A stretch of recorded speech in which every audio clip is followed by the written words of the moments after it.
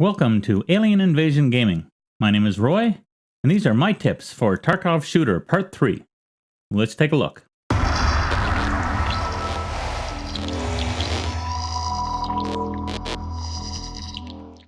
I stream on Mixer Mondays, Wednesdays, Fridays, and Saturdays from 7:30 p.m. to 11 p.m. Central. If you like this gameplay, please stop on by and say hello. You can also reach me on Twitter at Reglar10. Make sure you follow me there to get notified when I go live.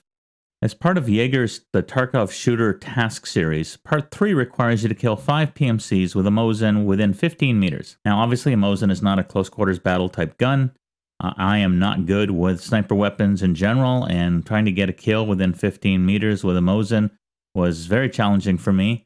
I ended up making some adjustments to both my gameplay and the setup of the Mosin. Let's talk about the Mosin first. So I would grab just a plain Jane Mosin from Prapper or from the flea market. Prapper, I think, sells them for around 40K. Flea market, I think you can typically get them for around 32K. Regardless, you need yourself, obviously, a Mosin for this task. I would strip off the rear sight. I would add an AIM Sports tri-rail, which gives you both a mount for a scope as well as 2 tactical devices.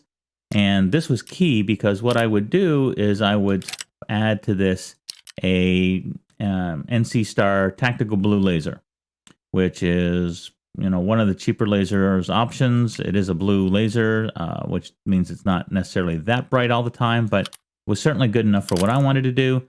Typically, I would put it on the right side of the gun so that it didn't obstruct any part of my screen. And I would end up not putting a scope on this because I was using line of sight with the laser for my kills, just given the close quarter nature. Next, in order to pull down the recoil even more, currently sitting at 189 after making that change, I would add the pistol grip, and then I would add the recoil pad. And for me, that was enough to bring the recoil down to what was manageable between shots, at least for me. Now, if you would like to get more recoil out, there are several native options as well as some adapter options for the barrel. First up, you could get a TacFire tanker for the Mosin. It will give you 2% accuracy improvement plus 10% down recoil and add plus 0.5 to the muzzle velocity. There is also another good choice, which is the Texas Precision Products muzzle brake, which gives you more accuracy, more recoil, -1 ergonomics, but that's not really that bad, and same sort of increase on muzzle velocity. Both of these are what I would consider fairly reasonably priced. So $6,000, $7,000 for the tanker. For the TPP, it was around $8,000 to $9,000. And there is a third option, which is the Whip Machine Muzzle Brake, which gives you -28% recoil. It costs you 1% on accuracy, which isn't necessarily the end of the world, but the cost is pretty much double what those other brakes will give you. So I don't really think that additional recoil justifies the cost. And so if you did want to get it down even further, you could take one of the others, the TPP or the tanker. So 15 meters is not a long distance. It's around 45 feet, which in Tarkov space really isn't that far away. So I'm using this far target in my hideout as a rough approximation of the distance. If you want to put it in more recognizable terms, if you go to the 3rd floor hallway, for example, in Factory, and you were shooting from one end to the other end, that would be too far. That's much more than 45 feet or 15 meters. So you want to be aiming for this kind of range. And you can see that I've got my blue laser on. And so typically what I was doing was just really using the laser for sighting. I find the laser very accurate. So here, let me get some shots. And you can see that with the laser, the Mosin is very accurate. And it's really a matter of getting that laser pointer onto the target. Now for ammo, I am using the 7N1 sniper cartridge. And honestly, that's all I needed for my kills. There are more rounds that have maybe higher penetration, but I found the 7N1 perfectly fine for this task. My general strategy for getting the kills was to leverage factory, and specifically the office area. Here you can see that I'm rushing on, and I'm going to run into a scav here. You can see that the laser was very effective in helping to take him down. I don't bother to stop looting because I really want to get into the office area. There's twofold for getting to the office area. One is it's a common gathering point, particularly for hatchlings / pistol guys. And the second is that if I can get there, I can hit the safe and recoup a little bit of money, before I eventually die.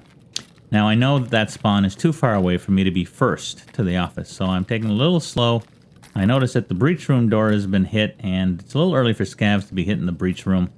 I also hear some noise in the office, so I'm going to take it a little cautiously. Can open the door, see what happens, and see if I can catch a hatchling. Now, in this instance, the guy decided to be cute by hiding behind the door, didn't realize that he was going to clip through. The laser really came in handy for me to try to get a shot. I was able to wing him. And then as he climbed over, because the door was in the way, I was able to get the rest of the shot, and I believe that was kill number 3.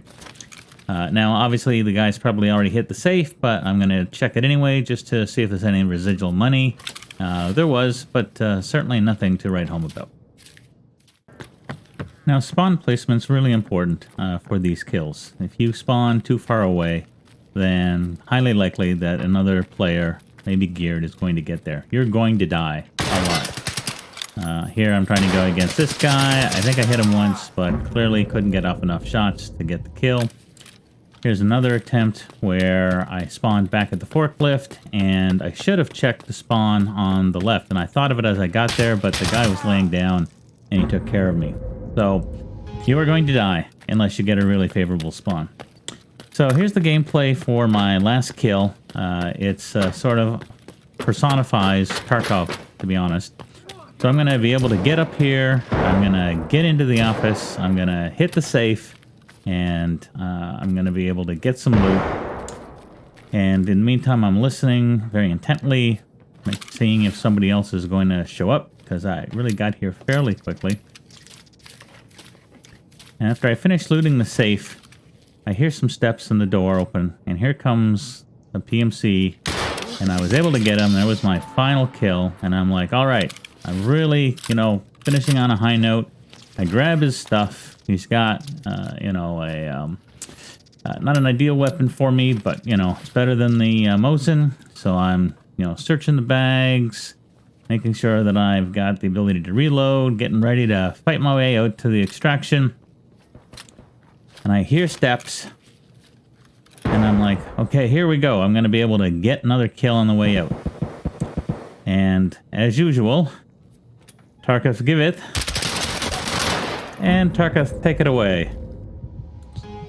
Overall, I used between 15 and 20 Mosins plus attachments in order to complete the task. Hopefully your experience will be a little better. Ultimately, though, no matter how you look at it, this is a grind. That's it for the video. Before you go, please hit like or dislike, and if you could leave a comment, let me know how you tackled the task and what methodology you used. Did you hit factory? Did you try someplace else? I think both I and the community would enjoy that. Also, if you'd like to get notified when I post new videos, make sure you subscribe and turn on the notification features. That's it for now. Thank you for watching.